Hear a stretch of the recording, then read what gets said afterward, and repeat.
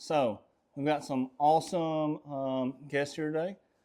Coach Olive, and Sir. tell us what you got, like what you actually go by.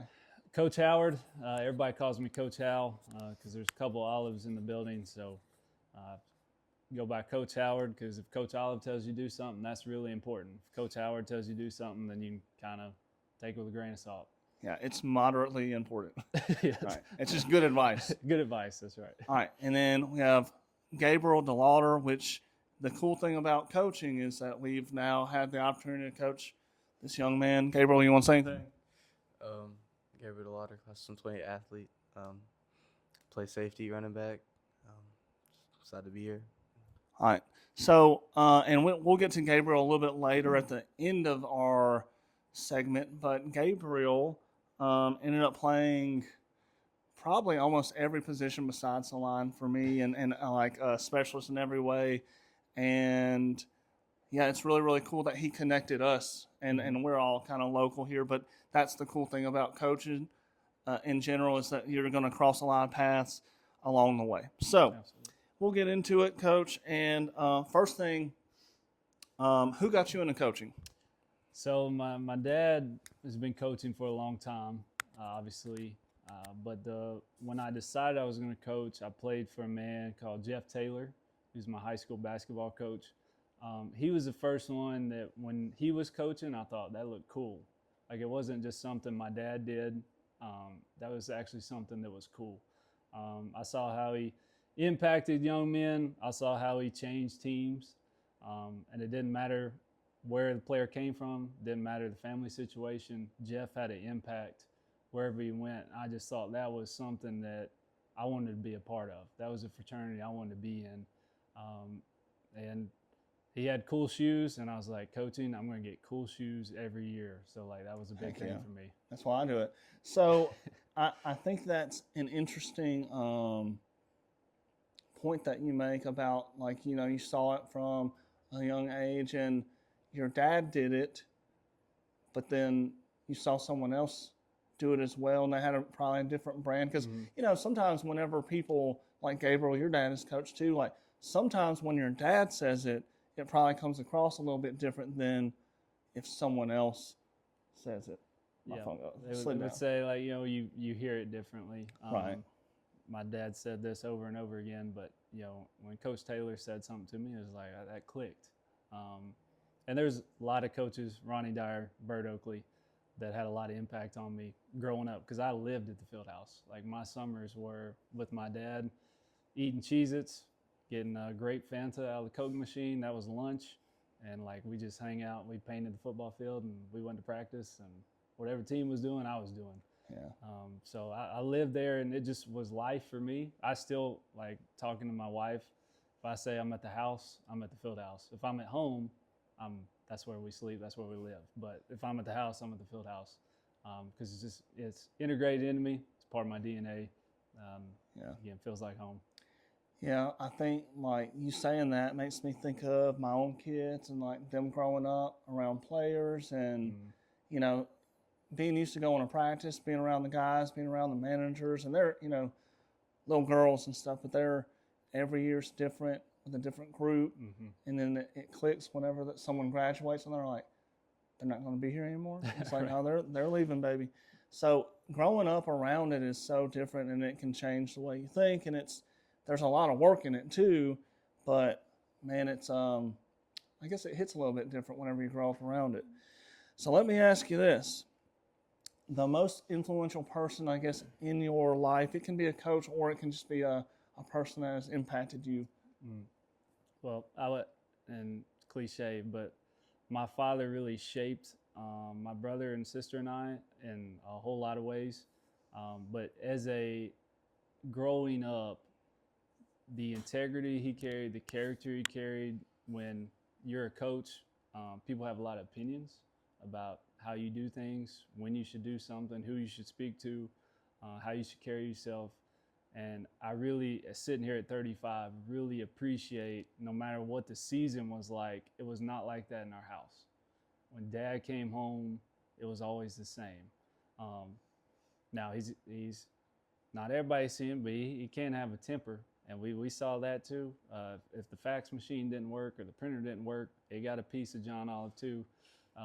But I really appreciate how when he came home, it was family, and it didn't. What happened on the field didn't affect him. He didn't lose his integrity because we lost a football game, and I think I struggle with that. My first 2 years here at Tullahoma, we didn't win one game. I really struggled with am I a good coach? Should I do this? Am I at the right place? Who am I? If I'm not good at coaching, who am I? Who am I supposed to be? Who is Jared Olive? I really struggle with that, and Dad did a great job of not only walking me through that, but the rest of the staff, and the young men that were a part of those teams. I really appreciate because a lot of people left. A lot of people didn't want to be in that. And I think it's really easy in the social media age to post our blessings, like what's going well. It's really hard to post those things that are struggling and that are Right. intimate. And we really struggled for 2 years, and I'm just so thankful for the people that were there, and I'm thankful I stayed in it. Everybody knows about the state championship year, but those years leading up to that really changed our program. A lot of people would say negatively, but the way my dad held it together and held our staff together really set us up for that opportunity. And when we got the right guys in the building, it took care of itself. So, because I remember that time, because I moved here from Mississippi, but I remember when I was at Shelbyville, we played y'all, and then I moved local, Moore County, but I lived here forever. But I remember those years, and then it wasn't that long, and then it was what was it, third round of the playoffs, and then state y'all won, something like that. 2020, we're undefeated and get upset in the quarterfinals by a team we'd already beaten. Right. Lessons there, and then the next year we're 15-0. So in 4 years, basically, Right. we went from 0-20 to essentially 2 perfect seasons. Right, and your dad was the head coach all All the way throughout, through. and I love that story for coaches, young coaches, because, and just in general, because, when you talked and you said this, am I a good coach? A lot of it is, it doesn't matter if you win or lose, you can still be a good coach, because what changed in that 4 years? The process had to go through its order of operations, and that's what people don't get. Like, sometimes, is it the coach? Well, it's the same coach. It's the same coach. It's the same building. It's the same group, community, whatever. And yeah, some of the kids change, but at the end of the day, so many people want to fire somebody or go at somebody in this business instead of giving them time, letting them work, because,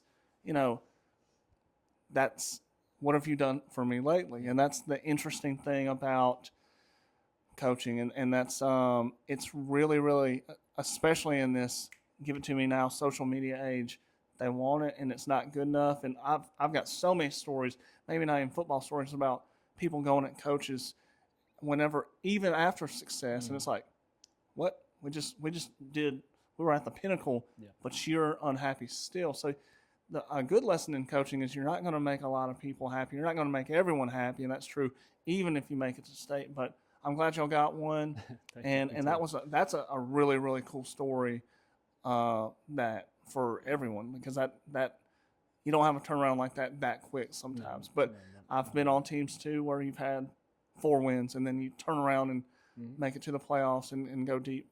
Gabriel, I'm gonna switch to you. Not to put you on the spot, because I said we'd wait, but same question about the most influential person in your life. You don't have to say me, because we're in my house. But go ahead, tell me, you're young, who influenced you the most? I would have to say my dad. It's just he's pushed me a lot through this whole process of moving schools and just football in general. Not only in football, just becoming a man, just being a great human. He's pushed me a lot, and so I feel like I mean, he's leading me the right direction, and like there'll be times where I would mess up a play, and like we would go over, we would watch film together, and he'll show me what's right, what's wrong. Because I mean, he's played high school football. He didn't play college football, but he played college. He ran college track, and so I mean, he knows like essentially what to do, and so he's giving me pointers and just helping me out throughout the way and leading me in the right direction. So It's crazy what a good father will do in a kid's life, and it's such an important role. It's our most important role, I think, as well. Being a husband, a father, a family person, and then it's like the everything else, the profession. But like, yeah, your dad's great. I love your dad. He was, I mean, a good friend of mine. So that's a good answer, and he's like the one that pays the bills right now. So great answer. All right, let's get into our next question for Coach Howe. Is that what you want Coach to be called Howe is fine. okay. Yeah, Coach Howe. So Coach Howe, how long have you been the offensive coordinator? So this be year 2, and I've relabeled myself coordinator of success because I'm not limited to my influence. Not limited to what we do on offense. I feel like we've got a great staff, and particularly on the offensive side of the ball, the guys I work with closely, all of them played at Tullahoma High School. It means something for them to be in that room. They've been through what we're asking our young men to do. And so really I'm just trying to give them the guide, the path. We call it an operation. Our thing is jet life. That's our theme. That's what you're going to see when you walk in our building.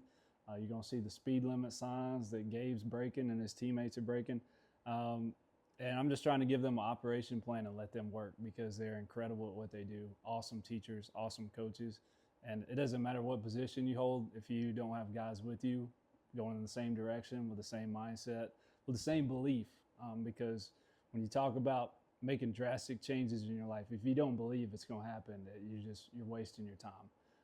And these men believe in what they're doing. They believe it's a higher purpose than just winning a high school football game. And I think our process allows us to be successful, and then that wins come with that. It's awesome, Gabriel. I want to point something out to Gabriel because I'm going to teach you forever. I hope. I asked Coach the question, "How long have you been in your role?" And then it turned into talking about the good people around him. That's a good quality in leader, So whenever you get an interview after a big interception or whatever, shout out, everybody else that pressured the quarterback or something, So take notes. Take notes. That's good. So in your role, being the second year of being a coordinator of the offense, what is the biggest thing that you have seen growth-wise in yourself? Like, what's your biggest takeaway, I guess, from year 1 to year 2? So the offensive coordinator before me, I was very close with. I bullied him as we grew up in the same house as my younger brother. So I knew what he was doing. I knew what he was good at, and what he was good at is different than what I'm comfortable with. So we made some changes mostly in how we line up, because for me as a secondary coach, how people lined up told me a lot about what they wanted to do and who they were trying to be. And the more I can change that picture, the more difficult it was. So we spent a lot of time on our formations and kind of reworked all our verbiage. Plays are plays. I think last year our personnel was amazing with the seniors we had. We had probably the second best running back in school history in Marvancy Johnson. Alex Bobo, Lucas Reed, and Gavin Seabolt all signed college scholarships. So when you got that many kids and older guys on the team, our line were all seniors basically. So we had a lot of older guys. You could play a lot of football. You could do a lot of cool stuff. When you got younger guys, you got to be more careful. But in year 2, I think we are more, what I would call our base is more consistent. Our spring practice plays are still the plays we're doing in week 2 in July. Last year, I was a little quicker on our install. I was trying to do installs a lot, and we've slowed that down.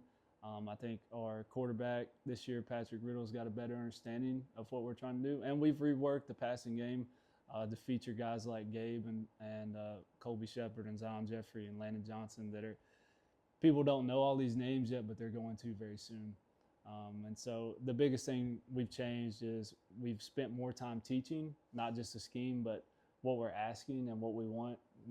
We're reading the defense on offense this year. Where last year we were just a little more, we were doing more of what we wanted to do, not concerned what the defense was doing. This year we're more focused on, we're going to do it this way, but we're going to take what the defense is going to give us. Right. That's good.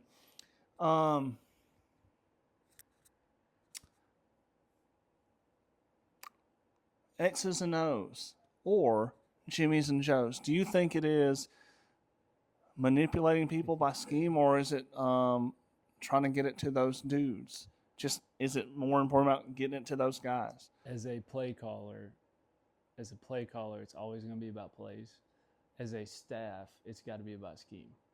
You have to teach your scheme well. You have to know what you're asking, and you got to know what your counter punch is. Like if outside zone's my thing, then I got to know that my counter punch is counter or play action or boot, whatever I've got for the next the counter play. But I would say, if you're the better team, it's all about Jimmy's and Joe's. If you're an even team, if you're Indiana University and the University of Miami, teams are even, you got to have a little scheme with it. They've studied you, you studied them. You're going to have to carry some scheme in the bag too. But as a high school coach, you're always going to take for us, we're going to take what walks in the door and we're going to say, okay, they're best at this. We're best at this. This is where we're going to start, and then we're going to build everything off of that. And for us, like what we were good at last year is not the best thing for us this year. So we've modified that. Our operation system isn't changing, but our top play is because our personnel.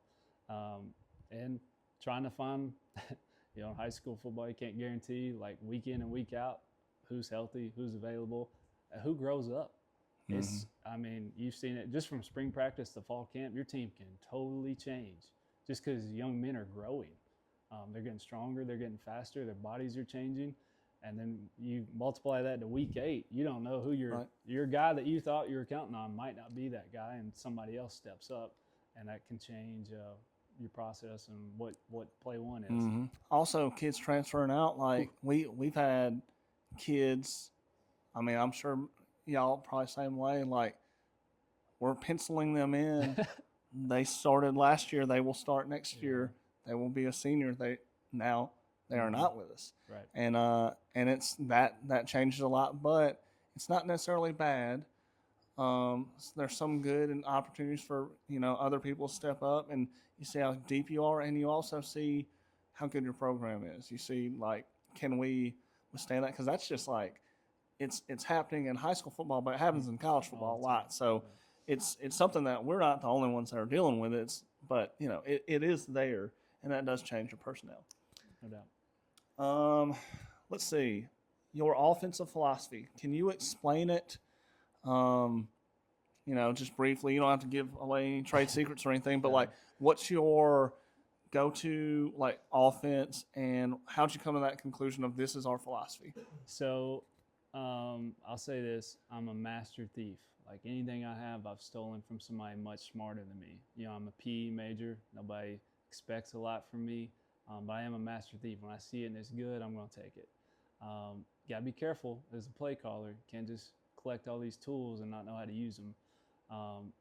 In high school, my dad was pretty quick on the RPO game. And so by the time I was a senior, we were 10 personnel. And if you were on the field as a skill player, you got to touch the football. Yeah. And I felt like my teammates played harder because they had a chance to touch the football. I went to Carson Newman University and we're split back veer, and as a receiver, that wasn't great, but I needed to learn it. It's triple option, principal football, dive, pitch, option. Everybody had a role, and it was all about getting that ball to the end zone, but not everybody got to touch it. It was very, very condensed. I didn't like that. I appreciated the system. I didn't like the result, player to player. So basically, I've taken the principles of an option game and I've just spread it out. Right. So we're going to base out of 11 because if you can find that Y guy that can be an H, the guy that can be attached or be flexed, I think it gives you a lot of advantages on offense. Yeah. And we've been lucky to have several and more on the way. So that's where I'm starting. But as far as like philosophy of play calling, I'm going to start with, can I out leverage you, whether that's formation or motion? Can I outflank you? Can I beat you at the point of attack? And if I can't do those two things, I'm going to spread out and I'm going to get the ball to the best guy on the field. Because at the end of the day, it's really about touches, getting the ball to guys like Gabe who can do something cool with it. I don't have to throw it 40 yards downfield if I just get the ball to Gabe and he can take it 40 yards. But as a staff, when we're sitting there on Sunday, we're always going to start with formations. What is going to give the defense trouble? What is their base defense? What's going to give them trouble? What's their check to motion? What's their check to FIB? How do they handle motion from the boundary to the field? Who's responsible for pitch? And then we're going to try to attack that guy. Because if somebody's got for us, our what we call our nickel, he's kind of the fixer. And the more complex I can make things for him, the easier it is for us. He's in conflict. We want to keep him in conflict. And so those are the things we're looking for on Sunday. Then you kind of got to backtrack and go, all right, am I getting the right guy the ball, though, in that situation? You don't want to get in 3rd and 2 and you've got the right play, but you got it to the wrong guy. Yeah. Or what has happened to me before, got a great play, kids doesn't understand how to use it, how to run it, what they're looking for. And so, like, in year 2, that's the biggest difference we made. We went to Riverdale on Thursday. I think we ran 4 plays. We just motion and formation, the rest of it. But our guys have a really good understanding of what we're asking them to do, where they're supposed to be. Now we got to get the run game going. It's 11 on 11 time. Right. And, you know, you always got you got to run the ball to win, but you got to throw to score sometimes. And so when you look as a play caller, you've got different zones on the field. What we would call the blue zone, the 40 to the 20 before you get to the red zone, that's kind of you got to get the personnel in there to go attack them. And then red zone, I got to score. And if the good Indiana, if you study them from last year, what they did better than anybody is they got in the red zone, they scored the ball 70% of the time. That changes the game. When you don't make mistakes down there, it changes the game. So, you know, you got to decide how you break up practice time. Like, I've got to practice my script plays, but if you're not practicing your red zone plays, your scoring plays, I think you're going to struggle. It's just a hit on a point that, you know, it's a common coaching point now offensively because you want to put a defensive player in conflict. But as I'm trying to work with my quarterbacks and stuff, it's important that they know who that is because sometimes they don't know who to read. They don't know who's in conflict, or because there might be 2 players in conflict on a certain pass combination. But it's just an interesting thing to get in a kid's mind when you throw the concept out there. If you didn't say anything, let them work, and then just see what they're going to do, and they're like, why would? And then go back and say, well, this is the guy that you're really looking at.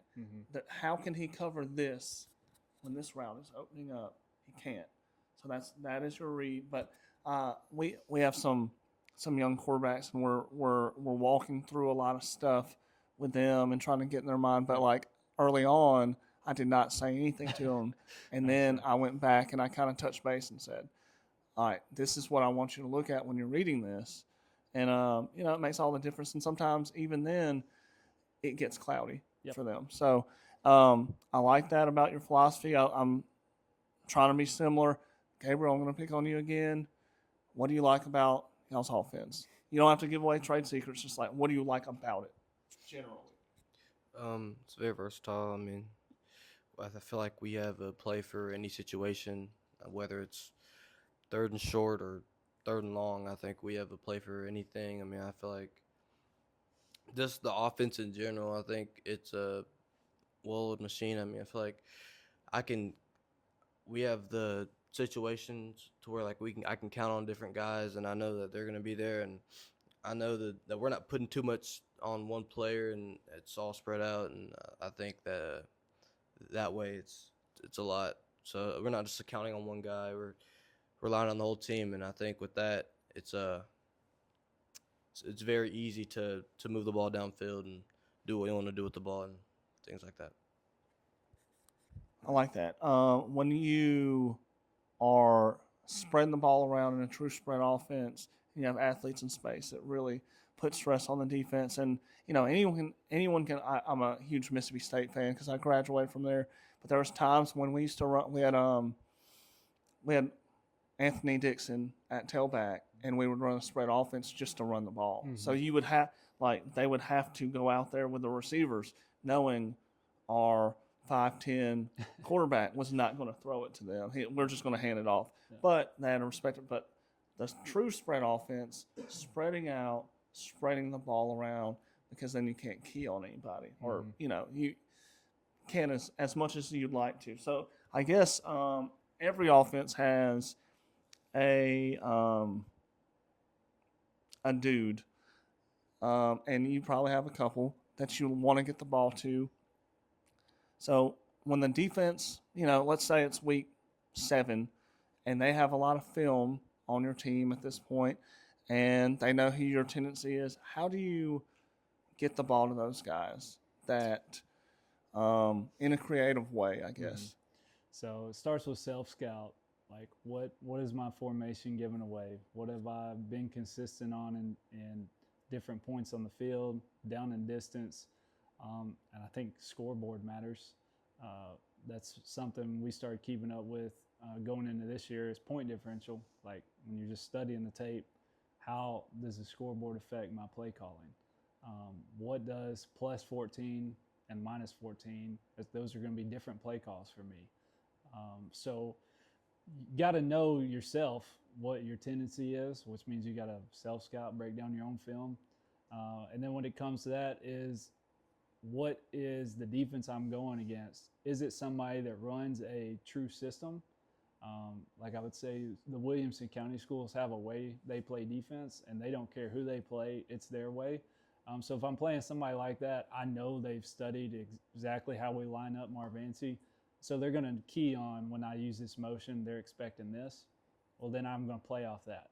If it's somebody who changes their defense based on the game, so there's some schools locally that there's one school that plays a totally different defense against us than they do all the other film. So if I'm going in a game like that, I may not try to trick them as much as just figure out what their plan is. How are they playing us? How are they playing a guy like Marvancy? And then that means drive 2 and drive 3. I've got to have a pretty good idea of what I want to do. For us, again, it goes back to our formation system. We use a number system to get our 3 quote-unquote ball guys the ball. So I can line up Gabe in the backfield. I can line him up at wing. I can put him at receiver using a number system where he doesn't have to learn it. Like, he doesn't have to learn the whole formation. He learns the number. So by doing that, I can place him where we need him. And when we studied our film last year, we were using over 50 formations a game if you change the pieces. And again, for our kids, it wasn't very hard. But at defense, I could choose where I wanted Marvancy, where I wanted Alex. Right. And to be able to do that, to get a guy a touch is, I think, key. If he's always in the same spot, they can take him away by alignment. For quarterbacks, for us, they're going to hear DOA, dead on alignment. Like, by that guy's alignment, I know that route concept or that play is dead. I got to check this out. So for us, it's about alignment first. And then, how are they playing it? How can I get him the ball? Does it need to be a screen? Can it be a part of our quick game? Can it be a part of our RPO system? Or do we have to go vertical and make a good throw? Because I think in high school football, that's hard to do. Right. Make a good vertical throw. We're blessed this year. Our quarterback this year, Patrick Riddle, kind of majors in that throw. And he's a guy, someone that coaches him. He's a guy I don't say a whole lot to, because when you're standing behind him, you're like, no, no, no. Okay, good throw. Because he can make some throws that other people can't. He's gunslinger, Brett Favre mentality. Like, no throw is a bad throw for him. And that's a cool mindset. I never had that ability. never had that mindset, but it's cool to be around somebody that's like that. It gives our guys a lot of energy, and he leads us that way, fearless. And I think that's got to be a part of your play call too, is what's your mindset of your quarterback. If you know you're playing with a fearless guy, like I'm playing with Pat, that means in certain situations, I got to respect that if I give him a chance to make a mistake, he might make one, because he's going to play fearless. And so it goes back to that scoreboard call, like, do I want to put him in that situation? Right. And those are conversations as a coach that we're having throughout the week. My wife will tell you, I don't go a day where Pat and I don't FaceTime 2 or 3 times a day. It's not always about football, but you got to know the kid you're working with. He's the decision maker. At practice in our team period, I don't allow the coaches to coach because Pat has to make that decision. Gabe has to know what his role is, and if Gabe's teammate doesn't know what to do, Gabe has to tell him on the field. Because if we're telling him on the field on Tuesday, it's not going to work out on Friday. And I think that's hard. Like, I've got a great coach. Brady Gilman is a great offensive line coach, phenomenal teacher in general. He wants to coach all the time. I have to hold him back because those guys have to teach each other, coach each other in that team period, so that we can be successful on Friday. Yeah, isn't that scary coaching? Like on a Friday night, these kids are 15, 16, 17. Yeah. Like, you have to rely, your job is reliant on if they know what they're doing. It's a crazy, no other job are you relying on kids to, like, man, make me successful and for me to have a job on Monday. That's right. You got to execute that. You know what I'm saying? Like, but that's a cool thing, because I don't know that I've ever heard that, but it makes a lot of sense that because they're the ones that are doing it. They're the ones that have got to fix it. Yeah. We're going to make mistakes. There's no Friday we're not going to mess up. But how do we handle that mistake? Some cool things Coach Marion and Coach Burks have been doing this summer is they've set up some of our drill work where it's unfair to a team. We're going to compete all the time, but they make it unfair on purpose, enough where the kids know it's unfair. So we can have those conversations of how are you going to handle it? Ref makes a bad call. That never happens, right? Ref makes a bad call. How are you going to handle that? Play caller makes a terrible play call. I've done several of those myself. How are you going to handle that? Are you going to blame each other, or are you going to rally around each other and make the next play? You got to do the same thing with success, though. Great play call. Yeah. Great play. How am I going to handle that? Every snap has got to live on its own, and the next one you got to clear it. I think Coach Signetti in Indiana does a great job of ingraining that in their DNA, and you can hear it come out of the players when they talk. And I think when you look at a good program, you're going to hear people say the same things. Like, if everybody's saying the same message, you've got a program. If everybody's got different messages, you've got a team that's playing in the same spot. And that is becoming more common because of all the choices everybody has now. Now, I'm not saying it's good or bad. It's just reality. That as a coach today, you have to deal with things that 20 years ago coaches weren't dealing with. Yeah. I played for my father, and I didn't have the cell phone number of the other coaches, and I just told you I talked to my quarterback 2 or 3 times a day. There's most weekends, Gabe texts me, or Michael Palmer, or Grayson Harden texts me. Like, kids are texting me on the weekends to get on the field or to go do extra. And again, that's what makes this group super unique, is we've had a lot of young men that want to be good at football and spend the extra time. And you guys are going to see Gabe Delaughter make some plays this Friday. What you didn't see is February and March out there by himself with a boombox and some cones getting after it, doing game speed reps in March. Nobody saw that, and he didn't post it on Instagram, but I did. And you're going to see the results of that this fall. Nice. Let's get into coaching on defense, because your background, I mean, we know you're the offensive coordinator, but you've coached on defense. Mm-hmm. DBs, right? Secondary, yep. All right. So how has that helped the way you formulate your offense and, like, where you put guys and just, like, call plays? I started out, I was at Peru State College. I took a running back's job there. I was going to be the next Nick Saban. Like, I was all about the logo. I was going to do my own thing. I was going to be great. I was never coming home. I was going to prove myself as an elite coach. First year was great. The second year, I saw a staff split. Things went bad. We went through 6 quarterbacks. As a play caller, that's not a good situation. Staff split really quick. Meetings were tense. I met a lot of cool people. I saw a lot of people do things for logos that I didn't want to be a part of. And I remember calling my dad, and we would talk once a week about the game plan, my game plan, his game plan. I said, Dad, this would be easier if we were talking about the same team. He said, well, I'd love to have you. And that was the first time he really opened that door. Because I said I wanted to go out and do my own thing, wanted to make my own name as Coach Olive, not his name. But I'm so thankful he opened that door. And when I came back, I was a receivers coach, which is what I mostly played. And then we lost our secondary coach, just life. He's still here, still in the community, still does great things. But life took him a different direction, and Coy Sisk was like, hey, need you to coach the secondary. And the only thing I knew about secondary is what you would see on Madden, cover 2, right. cover 3, cover 1. And so that first year was a little rough, and I'll never forget it. We're playing Spring Hill at Spring Hill, and they've got a running back going to Georgia Tech that is giving us some issues. And they're doing these motions. And Coach Marin and Coach Burks are on that team. They're in the secondary that I'm coaching. And my dad calls a timeout, and he brings the whole defense over, and he asks Race what the motion check was. And I don't know what the motion check was because I didn't teach one. And Race is looking at me, and I'm just shaking my head because I don't know. And from that moment, I said, I'll never come out here. I'll never field a team that's not ready, that's not prepared. And so that offseason, I went full Nick Saban, Rip Liz, Cover 7. I learned everything that's ever been written from Kirby Smart or Nick Saban on teaching DBs. And what I learned is you can run loads of coverage, but if your kids don't know how to use it, it's not a good tool. And so we just taught everything off of formation, which I think is why formations are so important to me. I didn't call a coverage. The kids called the coverage based on what was in front of them. They changed the check based on what the offense lined up in. And when we got to those 2020 teams, 21 teams, I think we found success because our kids grew up in the system and knew how to use it.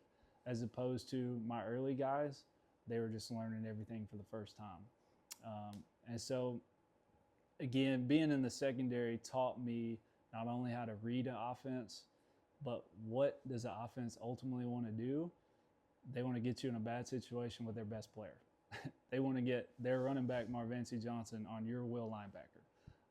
And if I know those things and I know where they're placing them and I can adjust us or I can bring pressure to change the timing of the route, or I can bring extra bodies to the point of attack, then I'm going to have an advantage.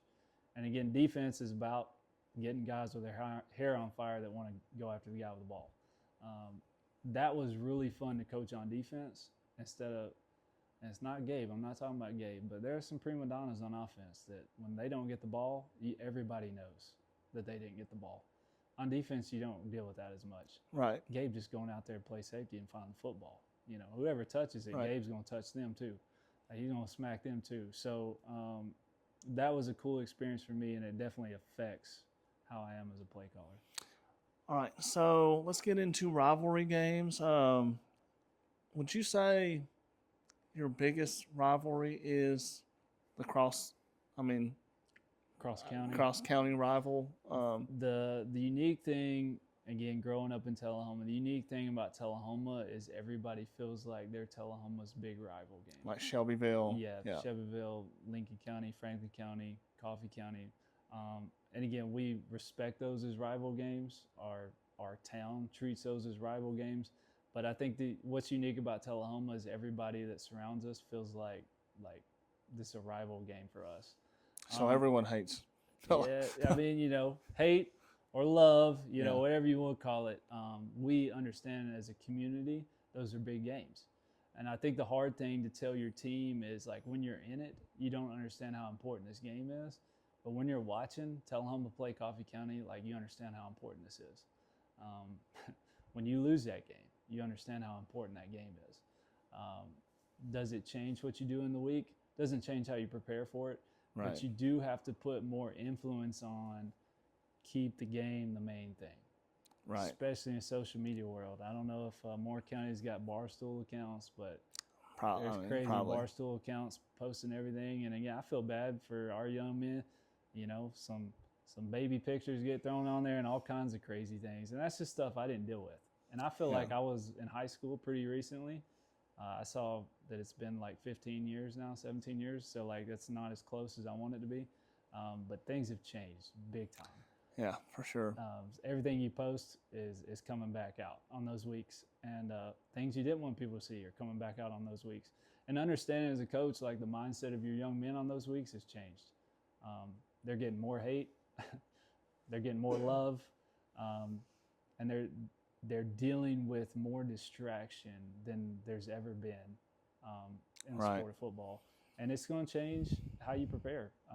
You know, I saw something this spring as we've done some things to revamp our speed program, and one of the things a guy said that I took a lot of stock in is the big games they practice less, and I think that's something we're going to kind of implement as far as physical practice, because those big moments, those big weeks require more energy, require more effort, require more attention to detail, and so we're going to pull back on some of the stuff that we push forward on, and some of those other weeks we might push more. But it definitely changes the mindset of your team. You don't want it to change anything about your game plan. You don't want to change anything about how you're preparing. But you got to understand as a coach, your young men, it's affecting them. Yeah, that's a good outlook on rivalry games. Let's look at your favorite year coaching. I know it's hard to narrow it down, but your favorite year of coaching and why? So the 2021 Tullahoma High School won the football state championship, first championship in 100 years of the program. Those are all good things. As a son, it was vindicating that my dad won a state championship, because Hall of Fames and those sort of clubs are judged by championships, and he didn't have one.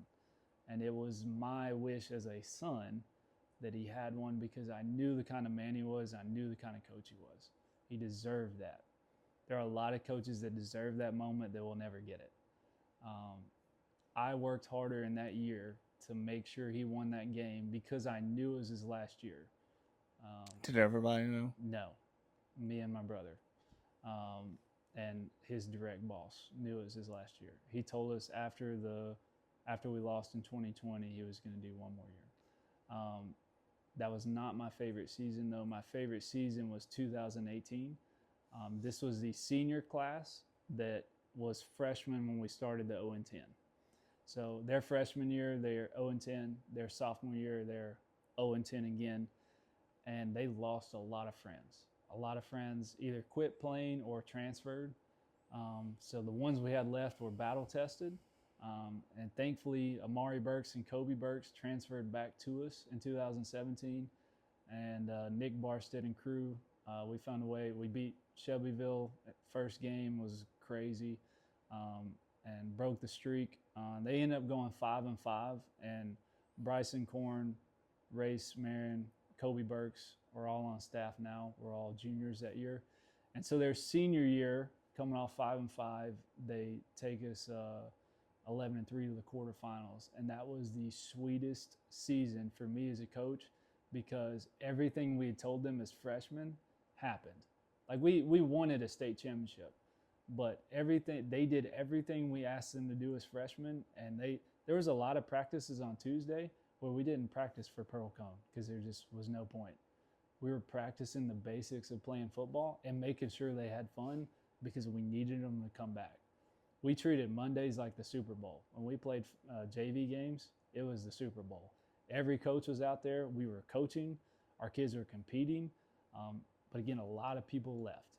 And for those guys that stayed, and there's still a sign in our weight room, those who stay will be champions. We hung that in 2016 when we were 0-20. And again, those guys paved the way They were seniors when our state championship class were freshmen. And those guys paved the way and showed that group what it took to win. And so when that group that won the state championship got there, they expected to win, but they knew how to work and what it took because they saw that 18 group. And I really thought after that 18 season, I said, I'll never have that much fun coaching again because it was so unique. Obviously, 2020 and 2021 were incredible football seasons on the field. A lot of special young men in all those groups. Every class has got special young men. But as a coach, there are years that just feel different. Things are smoother in the locker room. Things are easier on the practice field. It just feels different. It doesn't always translate to perfect seasons and championships, but it does translate to awesome memories. Because I can tell you right now, I have no idea where my state championship ring is. No clue. I didn't do it for a piece of metal.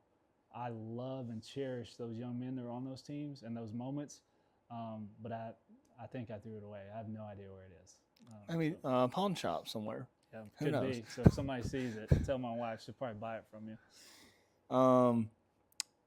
Do you want to get into your awesome questions? Yes. So my first question is, for all the people that want to know, how is the Tullahoma football team going to be this year in high school? Well, Gabe can answer this question better than I can. But what I'll tell you is we're a young football team. We've got several important seniors in important positions, but overall we're a young underclassmen football team. As good as we are in week one, we'll be better every week after that. And it's up to the young men in our locker room to determine who that is and how high we go. But there's no ceiling on this team because of the work they put in this spring. Again, I've never had a football team be on our practice field more than this group as individuals. When I say every weekend are out there doing extra things, and if our place isn't open, they go find a place. They have put in a ton of work, and I think that'll be evident quickly just how they play. But as far as how we're going to be fun to watch. When you see us, you're going to instantly know something's different. We're going to be super fun to watch. And for offensive guys, it's not going to be because of the play caller. If you watch us play, you're going to see a special guy throwing the football, special guy making decisions. And some things that look easy is because these guys have prepared and put a lot of time into what they're doing. But I'm super excited for this group because nobody knows what to expect from us. Because it's a really good question. A lot of people are asking me, how are you going to be? What do I look for?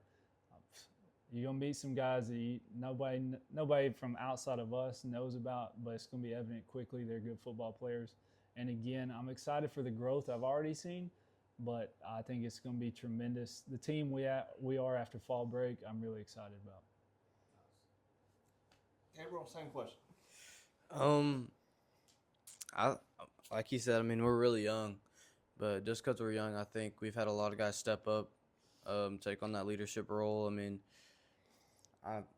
I've tried to help with that, like on and off the field. I mean, recruiting wise, I've tried to help them out with like Twitter and just get themselves out there because I know we have a lot of guys who want to go to the next level and play college football, and so I'm helping them out with that. I'm setting up times we're going to the field. We're all like out there. I mean, we're just out there doing something we love, and so I think no hate on that last year's team, but I feel like that's a big key point from last year's is I feel like we have a lot more guys who are more dedicated, like as a team, and so I mean, I don't know. I just feel like our team is a lot more well-rounded and we're closer together, more like a family. I mean, even like all the field, like we'll go out, we'll all hang out like as a team, whether it's just like a big group or a small group. Like we'll go out, hang out as a team. We have group chats, we text, we keep each other updated, and I mean, I think we're just more of a well-rounded team, and I think with that, I think that'll take us a long way. Thanks. Question 2. All right.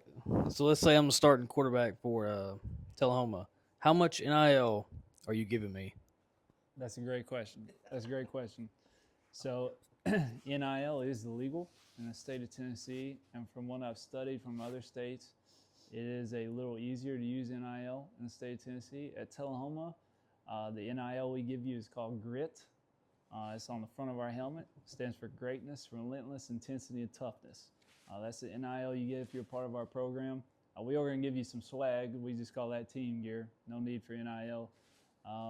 But I think if you really want to get the most out of our program, you got to take the grit, greatness, relentless, intensity, toughness. But there have been great men do all four of those things and do terrible things in their life. So we also add good, respect, integrity, togetherness. And if you get those four things out of our program, I think your life will change. I think your community will change and your family will change. I think the hardest part about coaching is you're wanting to coach that to win the game, but are you allowing your young men to make decisions to change their life? We were talking with a young man this past week, Coach Goodman he was complaining that some of the drills were unfair to him, and we need him to be a leader this year. And we said, that sounds like a weak man. And there's people in his life that have been weak, and we want him to be a strong young man. And a strong young man doesn't see something as a burden, but as an opportunity. And we want him to take that opportunity while he's with a group that's all pushing the same direction. Because you guys know, once you leave the team and the locker room aspect, the hardest thing is in life, everybody's trying to go their own direction and do their own thing. Right here in this moment, we're allowed to grow, and we're all pushing to the same direction. When you become a man and you leave the house, everybody's trying to do their own thing and go their own way. And so it's harder to make the right decision. So we want them to learn to make the right decision while they're in the program with people that love them and are pushing them in the right way, so that when they leave the program, they make the community they join better. And we hope, like a lot of them have, that they come back to Tullahoma and be a part of this community, because that makes us better. Gabe is a second generation, at least, third generation Wildcat. His brother is a great example of our program, and he was the scout team quarterback for the state championship. Nathan was, and Nathan gave it his all and took some beatings in practice being the scout team quarterback. It made that defense better. He earned his ring just as much as Ryan Scott, the starting quarterback, did. And so I appreciate that as a program, that those guys are acknowledged. Those guys are worthy of being on a team, and that's the NIL we got. NIL is done some good things for some former Wildcats in the college game. It has changed their ability to do things, but I don't think it's the best for what we're doing here in high school football. Not saying it doesn't help people. It's just, I think high school football is about learning how to be a young man, how to play together.